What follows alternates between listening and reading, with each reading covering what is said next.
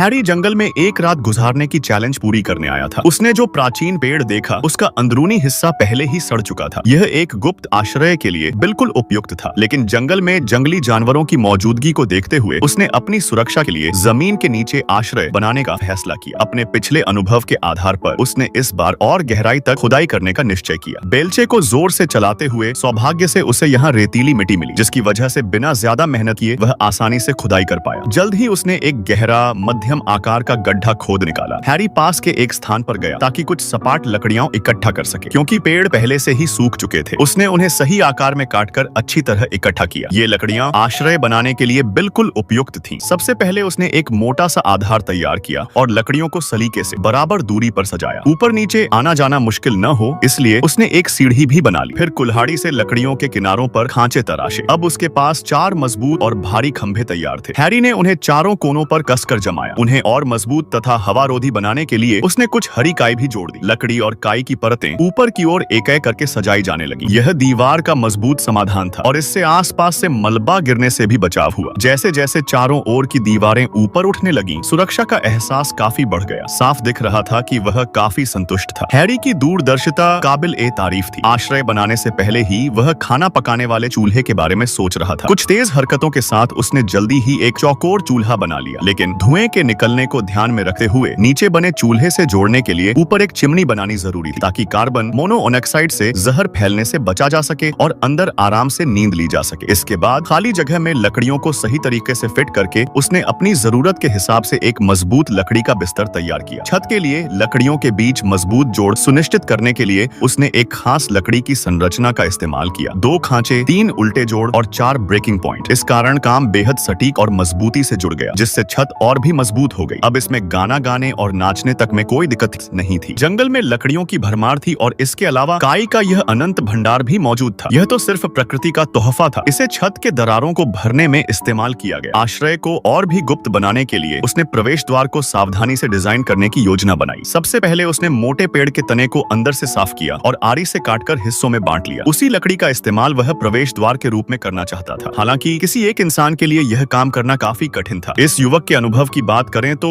वह जो कुछ भी करता था उसमें बेहद सहज दिखाई देता था। अब यह पुराना पेड़ का तना ठीक से प्रवेश द्वार पर लगाया जा सकता था। कौन जानता है जमीन के नीचे और क्या छिपा हो सकता है। आश्रय को और ज्यादा गुप्त रखने के लिए उसने छत को ढकने के लिए कुछ छाल इकट्ठा की। फिर उसने उसे मुलायम लोएस मिट्टी से ढक दिया और ऊपर से सूखे पत्ते भी बिखेर दिए। इससे यह आश्रय पूरी तरह अदृश्य लगने लगा। हैरी इसे नजरअंदाज कर ही नहीं सकता था। उसने मजबूत पतली लकड़ियों को बांधकर एक दरवाजा बनाया। उसी दौरान उन्होंने छत को काई से ढक दिया। उसके अनुभव पर कोई शक नहीं।